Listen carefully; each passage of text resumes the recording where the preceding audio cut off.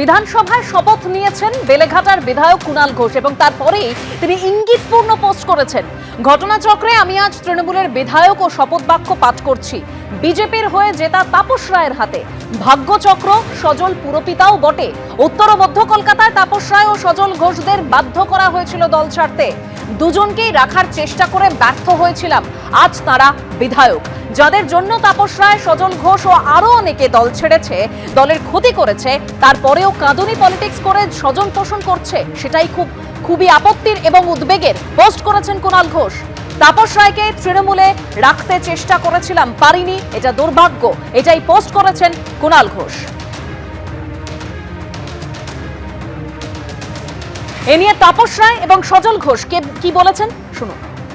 সেটা হচ্ছে কি, একদিকে মমতা ব্যানার্জির পছন্দের লোকজন, আর কিছু কিছু কারণ ছিল, আমার কারণে যাচ্ছি না। আর একদিকে অভিষেকের পছন্দের লোকজন, দুটো আবার একেবারে নর্থ পোল সাউথ পোল। তো এই অরাজনৈতিক লোকেদের, ধান্দাবাজ লোকেদের, স্বার্থপর লোকেদের আর এই বৈভব আর এই অর্থ রোজগারের বন্দোবস্ত করা, অর্থ তোলা, এবং সেখান থেকে কাটমানি শব্দটা ব্যবহার করেছিলেন মমতা ব্যানার্জি, কিন্তু কাটমানি শুধুমাত্র ওই নিচের স্তরেই ছিল না, কাটমানি তো উপরের স্তরেও ছিল। মমতা ব্যানার্জি নাকি পালস খুব ভালো বাজে, পিপুলস পালস। আর দেওয়ালের লিখন, দেওয়ালের লিখন কে করিবে খণ্ডন, উনি বুঝতে পারেননি, পালসও উনি খুব ভালো বুঝেছিলেন। আর তারপরে কার্বাইডে পাকা, এই ইঁচড়ে পাকা দল বাংলা, তার সর্বভারতীয় সাধারণ সম্পাদক। একদম খুব সহজ ভাষায় বললে, আনগাইডেড মিসাইল কখন কোথায় গিয়ে কার কপালে আছড়ে পড়ে কেউ বলতে পারে না। উনি যেটা বলেছেন সেটা ঠিক, আর উনিও আমার সঙ্গে এমন কিছু করেছেন সেটা সম্পূর্ণভাবে অনৈতিক। তার ব্যাখ্যা তার তো উনিও করতে পারবেন না। আমাকে আটকানোর চেষ্টা একমাত্র উনিই করেছিলেন।